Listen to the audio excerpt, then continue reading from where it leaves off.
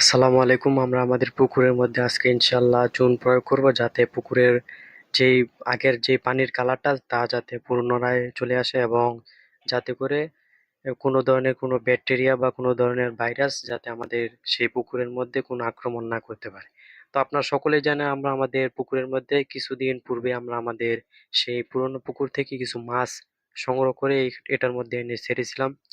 তো ইনশাল্লাহ সামনে আশা করা যায় সে মাছগুলো এখনই বিক্রির উপযুক্ত হয়ে গেছে। তো ইনশাল্লাহ আমরা অতি শীঘ্রই মাছগুলো ধরে এবং আপনাদেরকে দেখানোর চেষ্টা করব, যাতে আপনারা দেখতে পারেন যে আমাদের পুকুরের মাছগুলো কিরকম একটা সাইজে চলে এসেছে।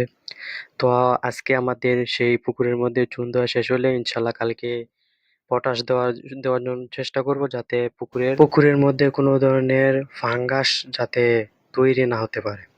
তো আপনারা অনেকে জানতে চান যে এই পুকুরটা কেমন খরচ হয়েছে বা কেমন এটার মধ্যে খরচ আমরা করেছি, তা আপনাদেরকে জানানোর জন্য। তো ইনশাল্লাহ সামনে একটা ভিডিও দেওয়ার চেষ্টা করব, যাতে আপনারা জানতে পারেন বা দেখতে পারেন যে পুকুরের মধ্যে আমরা সর্বমোট কত টাকা ব্যয় করেছি।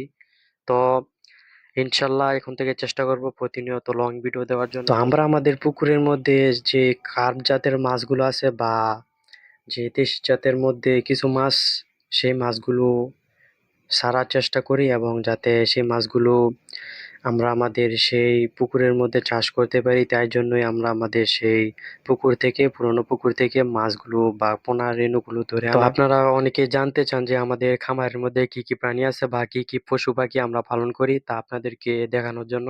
তো ইনশাল্লাহ সামনে একটা ভিডিও দেওয়ার চেষ্টা করব, যাতে সবগুলো প্রাণী বা আমাদের খামারে কি কি প্রাণী আছে তা দেখানোর জন্য। তো এখনো যারা চ্যানেলটি সাবস্ক্রাইব করেনি, সাবস্ক্রাইব করে পাশে থাকবেন। আসসালামু আলাইকুম।